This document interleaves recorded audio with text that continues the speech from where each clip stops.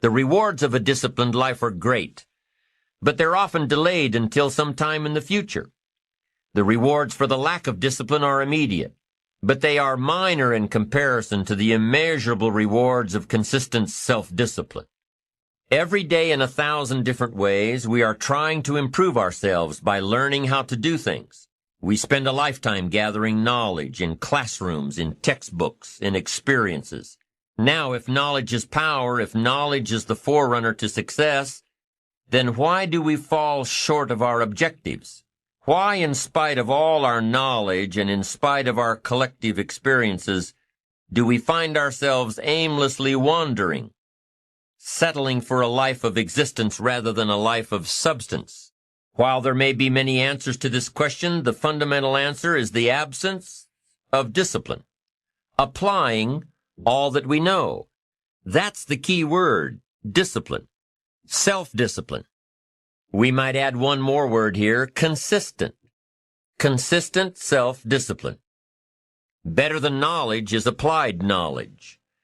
And once we've applied our knowledge, we must study the results of that process. Apply our knowledge, study the results. Refine our approach. Finally, by trying and observing and refining and trying again, our knowledge will inevitably produce worthy results, admirable results. And with the joy and results of our efforts, we continue to apply, to learn, to observe, to fuel our ambition with the positive reinforcement of continued progress. Pretty soon, we'll find that we're swept into a spiral of achievement, a vertical rise to success. But for this whole process to work for us, we must first master the art of discipline, self-discipline, consistent self-discipline. It takes consistent self-discipline to master the art of setting goals, to master the art of time management, to master the art of leadership, to master the art of parenting and relationships. If we don't make consistent self-discipline part of our daily lives, the results we seek will be sporadic and elusive. It takes a consistent effort to truly manage our valuable time, or we'll be consistently frustrated. It takes discipline to conquer the nagging voices in our minds, the fear of failure, the fear of success, the fear of poverty, the fear of a broken heart. It takes discipline to keep trying when that nagging voice within us brings up the possibility of failure. It takes discipline to admit our errors and recognize our limitations. The voice of the human ego speaks to all of us. Sometimes the voice of ego says that we should magnify our value beyond our results. It leads us to exaggerate, to not be totally honest. It takes discipline to be totally honest, both with ourselves and with others. Be certain of one thing. Every exaggeration of the truth, once detected by others, destroys our credibility and makes all that we say and do suspect. As soon as a business colleague figures out that we tend to exaggerate, guess what? They'll always think we exaggerate, and they'll never quite hold us in the same regard again. Never. It takes discipline to change a habit, because habits are formed a little bit each day, every day, every day. Once habits are formed, they act like a giant cable. They act like a nearly unbreakable instinct that only long-term disciplined activity can change. We must unweave every strand of the cable of habits slowly and methodically until the cable that once held us in bondage becomes nothing more than scattered strands of wire. It takes the consistent application of a new discipline, a more desirable one to overcome one which is less desirable. It takes discipline to plan. It takes discipline to execute our plan. It takes discipline to look with full objectivity at the results of our applied plan. And it takes discipline to change either our plan or our method of executing that plan if the results are poor.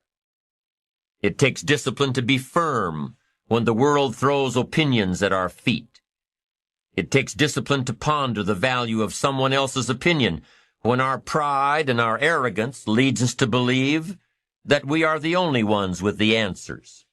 Now, if discipline is the key word, and if discipline is the key action, then what exactly is discipline? One good answer might be that discipline is a constant human awareness of the need for action, and a conscious act by us to implement that action. If our awareness and our implementations occur at the same time, then we begin a valued sequence of disciplined activity. Now, here's the other side of discipline. If there's considerable time that passes between the moment of awareness and the time of our implementation, then that is called procrastination. Doing it tomorrow instead of today. Procrastination, an almost exact opposite of discipline. The voice within us says, get it done. Discipline then says, do it now. Do it to the best of your ability, today, tomorrow, and always, until finally the worthy deed becomes instinctive. Procrastination says later, tomorrow, whenever I get a chance. In every circumstance we face, we are constantly presented with these two choices. Do it now or do it later. Discipline and procrastination. A choice between a disciplined existence, bearing the fruit of achievement and contentment, or procrastination, the easy life for which the future will bear no fruit, only the bare branches of mediocrity. How can you stay focused on your ambitions? You can keep your focus on your work. You can get it done today instead of tomorrow. You've got to really work on your consistent self-discipline on a daily basis, or you'll find yourself distracted. Distracted by negative thoughts, distracted by negative people, and pretty soon, depending on the type of people you've associated with, distracted by your doubts within yourself. Never underestimate the power of influence and associations, and never underestimate the power of your own consistent self-discipline.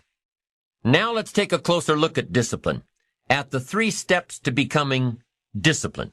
First, true discipline is not the easiest option. Most people would rather sleep until 10 o'clock than get up at 6. It's easier to go to bed late, sleep late, show up late, leave early. It's easier not to read. It's easier to turn on the television than to open a book. It's easier to do just enough than to do it all. Waiting is always easier than acting. Trying is always easier than doing. Imagine what life would be like if we didn't have to make our bed in the morning, or keep our garage clean, or pay our taxes, or show up for work tomorrow. Wouldn't it be fascinating if we didn't have to do these things? Wouldn't it be fascinating? What do you suppose would become of us? You're right. Not much. For whatever the reason, the system we live in and contribute to is designed to make the easiest things in life the most unprofitable. Profitable seems to be the most difficult. Our world is and always will be a constant battle between the life of ease and its momentary rewards and a life of discipline and its far more significant rewards. Each has its own price, the price of discipline or the price of regret. We will pay one or the other. What we wish we had done is the voice of regret, speaking in a sorrowful tone at a time when there is no going back. This is regret. No second chance. No, what would I do differently? Choose one or the other, but both will have their price, the price of discipline or the price of regret. One costs pennies, the other a fortune. The first lesson of discipline is that it isn't the easiest option. The second lesson of discipline is that it's a full-time activity.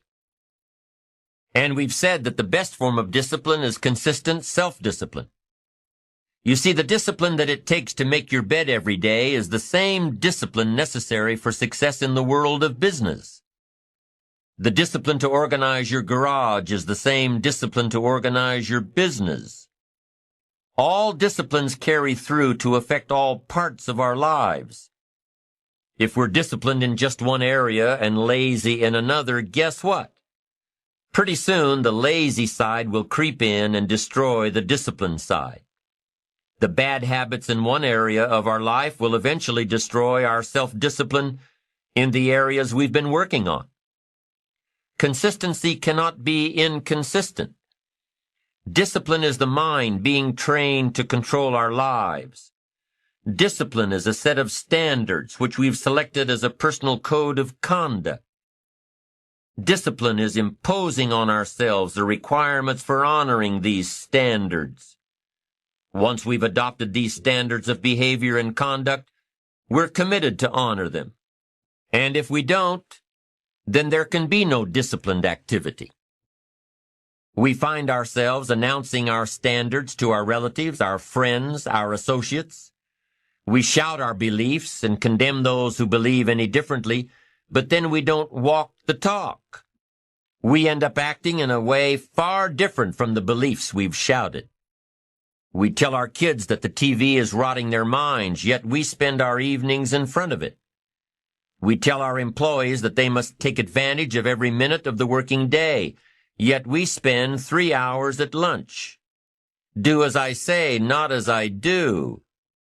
This is inconsistent.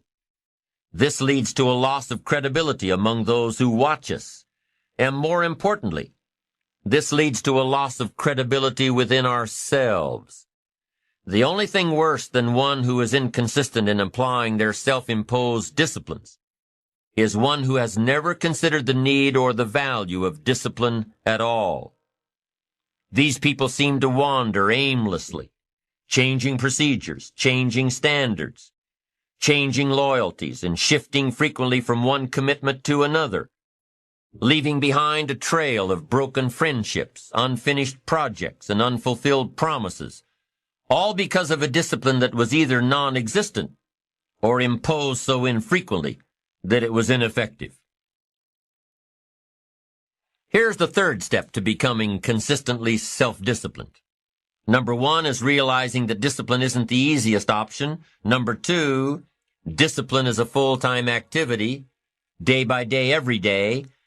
And the third step to becoming self-disciplined is really a philosophy that holds one of life's unique promises. Number 3 simply says, for every disciplined effort, there is a multiple reward. That's one of life's great arrangements. It's like the law of sowing and reaping. In fact, it's an extension of the biblical law that says if you sow well, you reap well. Now here's a unique part of the law of sowing and reaping. Not only does it suggest that we'll all reap what we've sown, it also suggests that we'll reap much more. Life is full of laws that both govern and explain behaviors. But this may well be the major law we need to understand. For every disciplined effort, a multiple reward. For every disciplined effort, a multiple reward. What a concept. If you render unique service, your reward will be multiplied. If you're fair and honest and patient with others, your reward will be multiplied. If you give more than you expect to receive, your reward is more than you expect. But remember, the key word here, as you might well imagine, is discipline. Everything of value requires care and attention. Everything of value requires discipline. Children require discipline. They must have a structure built for them. They must have boundaries to work within so they feel secure and comfortable to explore and grow. They must learn to recognize what's right and what's wrong, what's acceptable behavior, what's not acceptable. Children require unwavering discipline, consistent discipline, or they'll be confused as to how they're supposed to behave. Likewise, our thoughts require discipline. We must set up our inner boundaries, our codes of conduct, or our thoughts will be confused. And with confused thoughts, we'll end up being confused, hopelessly lost in the maze of life. And confused thoughts produce confused results. Look around you at this very moment in time. What might you be doing that needs attention? Perhaps you're on the brink of giving up, or starting over, or starting out. And the only missing ingredient to your incredible success story in the future is a new and self-imposed discipline that will make you stay longer and try harder and work more intensely than you ever thought you possibly could.